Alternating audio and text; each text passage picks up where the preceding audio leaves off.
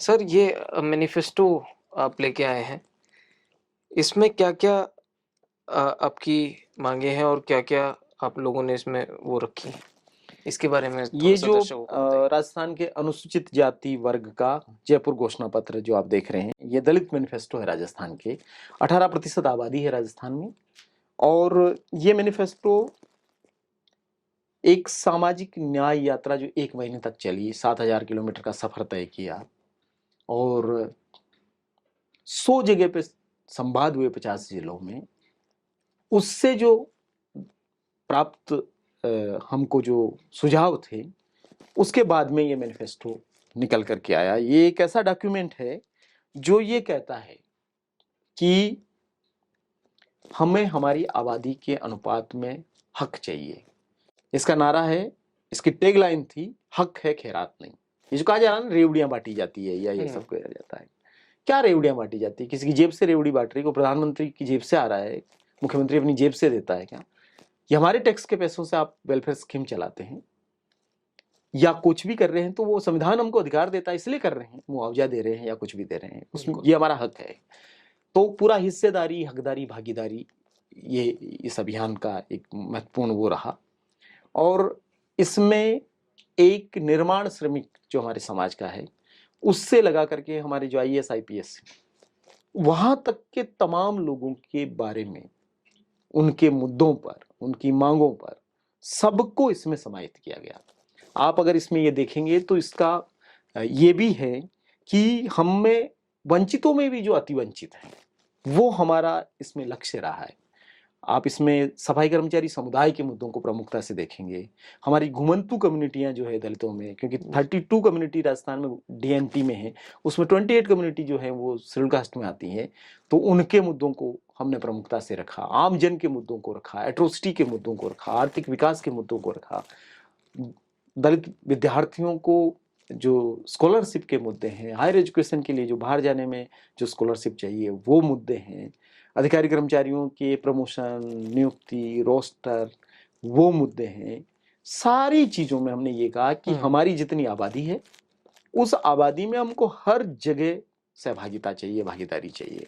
वो आप अगर खनन पट्टे जारी कर रहे हैं तो चाहिए, शराब के ठेके छोड़ रहे हैं तो चाहिए, बजरी की लीज दे रहे हैं तो चाहिए, अगर आप APP जो पब्लिक प्रोसिक्यूटर होता है, वहां से लगा करके सरकार में जो डबल AG बनते हैं, वहां तक वकीलों की नियुक्ति करते हैं, वहां हमारे को आबादी के अनुपात में हमारे लोगों का पार्टिसिपेशन चाहिए। तो नौकरियां हो, व्यवसाय हो, राजनीति हो, सब चीजों में हम अपनी भागीदारी मांग रहे हैं, और ये कहते हुए मांग रहे हैं कि ये हमारा हक है, ये कोई हम पे किसी की मेहरबानी नहीं है। और इस डॉक्यूमेंट के जरिए हम ये भी कह रहे हैं कि हम पॉलिटिकल पार्टी के एजेंडे के साथ जाने वाले नहीं हैं, हमारा अपना एजेंडा है। पॉलिटिकल पार्टियों को हमारे एजेंडे के साथ आना चाहिए, और हमने साफ तौर पे कहा कि उनके मैनिफेस्टो में हमारे मैनिफेस्टो के लिए कितनी जगह है, उससे हम तय करेंगे कि उनके लिए हमारे समाज में कितनी जगह होनी चाहिए। तो 28 सितंबर को जब ये रिलीज किया गया तो पॉलिटिकल पार्टीज के प्रतिनिधियों को बुलाया गया और उनके सामने ये बात की गई कि आपके मैनिफेस्टो में इसके लिए जगह होनी चाहिए। दूसरा, हम राजस्थान में एक सोशल स्क्रीनिंग कर रहे हैं उम्मीदवारों की। हमने एक कनेक्ट रूम बनाया है।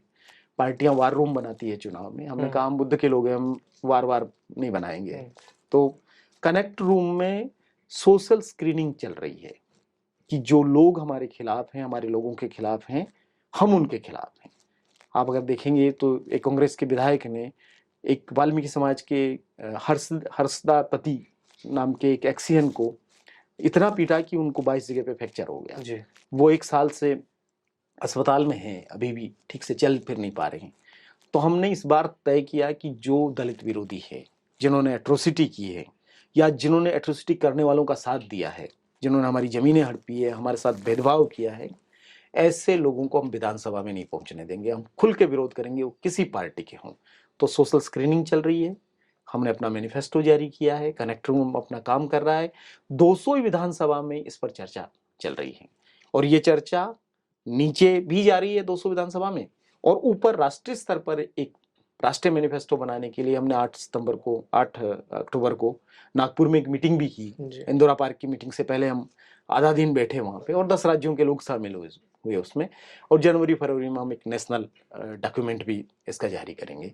तो हम एक बड़ी डेमोक्रेटिक प्रोसेस चला रहे हैं कि हमारे लोग दलीय राजनीति में गए बगैर, निर्वाचन की राजनीति में गए बगैर, चुनाव लड़े बगैर कैसे इस पूरे डेमोक्रेटिक पॉलिटिकल प्रोसेस का हिस्सा बन सकते हैं, और कैसे वो एक प्रेशर डॉक्यूमेंट बना सकते हैं जिसके जरिए वो अपने समाज के मुद्दों को आगे ले जा सकते हैं। तो ये प्रक्रिया राजस्थान में जाए। सर, आपने बताया कि कुछ पार्टीज के लोगों को भी आपने बुलाया, तो किस तरीके का वो दिखाया उनकी तरफ से कि भाई कितनी जगह कितने एग्री हैं वो इन मांगों पर? देखिए, हमने तो सारी पार्टियों को बुलाया, हमने भाजपा को भी बुलाया, बसपा को बुलाया, असपा को भी बुलाया, माकपा, भाकपा, राष्ट्रीय लोकतांत्रिक पार्टी, आम आदमी पार्टी, कांग्रेस, सबको बुलाया। बीजेपी ने कोई प्रतिनिधि नहीं भेजा, बसपा ने आना उचित नहीं समझा, असपा के लोग भी नहीं पहुंचे, आम आदमी पार्टी के लोग पहुंचे, राष्ट्रीय लोकतांत्रिक पार्टी के लोग पहुंचे, मार्क्सवादी कम्युनिस्ट पार्टी के लोग पहुंचे, मार्क्सवादी लेनिनवादी के लोग पहुंचे, भारतीय कम्युनिस्ट पार्टी के लोग पहुंचे और कांग्रेस के लोग पहुंचे। जो 5 राजनीतिक दलों के लोग आए, उन्होंने इस डॉक्यूमेंट के लिए पूरी पैरवी करने की बात कही। वो मैनिफेस्टो कमेटी के मेंबर्स आए थे, तो उन्होंने कहा कि उनका मैनिफेस्टो बनाने का काम जब शुरू होगा तो वो प्रमुखता से इन मुद्दों को वहां रखेंगे, और उन्होंने पूरा वादा किया कि इसके जो प्रमुख बिंदु है, ये तो 20 पेज का है तो पूरा 20 पेज का कोई नहीं लेगा, लेकिन प्रमुख बिंदु जो है उसको वो लेंगे, और हम निगरानी बनाए हुए हैं कि उनके मैनिफेस्टो आ जाए। हम उनको एनालाइज करेंगे, हम देखेंगे कि उन्होंने जो कहा वो किया या नहीं किया, और जब उनके मैनिफेस्टो आ जाएंगे और मान लिया जिस भी पार्टी की सरकार आए, फिर भी हम छोड़ने वाले नहीं है। उसके बाद हम उसका पीछा करने वाले हैं कि आपने अपने मैनिफेस्टो में ये जो कहा था उसकी बजट में घोषणा हुई कि नहीं हुई, ये स्कीम बनी कि नहीं बनी, और बनी तो वो इम्प्लीमेंटेशन हुई कि नहीं हुई। तो हमारा काम साहिल जी ऐसा है कि हम कुछ करके ऐसे हंगामा करके छोड़ना नहीं चाहते। हम पीछे लगे रहेंगे, पीछे लगे रहेंगे, पीछे लगे रहेंगे, और उसको एक लॉजिकल कंक्लूजन तक पहुंचाना चाहते हैं, और इसके जरिए हम अपने समाज को भी जागृत करना चाहते हैं, अपने समाज का भी एक पॉलिटिकल प्रशिक्षण करते रहना चाहते हैं। तो केवल हम पॉलिटिकल पार्टियों को दिखाने के लिए या मीडिया को दिखाने के लिए ये नहीं कर रहे हैं, हम अपने समाज का भी एक राजनीतिक शिक्षण कर रहे हैं कि वो भी समझे, क्योंकि बड़ी उदासीनता आ गई। लोग ईवीएम को लेकर के उदासीन है, किसी और चीज को लेकर उदासीन है, उनको लगता है कुछ होना नहीं है। आप अगर लोकतंत्र में निराश हो जाते हैं तो लोकतांत्रिक प्रक्रिया खत्म हो जाती है और संविधान में विश्वास खत्म हो जाता है, और हमारे पास और कोई चारा नहीं है। लोकतंत्र के अलावा कोई तंत्र नहीं है जिसमें हमारे लिए कुछ जगह होगी, और संविधान के अलावा हमारे पास कोई डॉक्यूमेंट नहीं है जो हमको बचा सकता है। तो वो भरोसा लौटे लोकतंत्र में, वो भरोसा लौटे संविधान में, ये हमारा काम है। हमारे समाज को तैयार करें और पॉलिटिकल पार्टीज को हम अकाउंटेबल बनाएं, जवाबदेह बनाएं, और हमारी यहाँ ला करके कि आपको ये करना पड़ेगा, ये आपकी जिम्मेदारी है और ये हमारा हक है इस बात के साथ।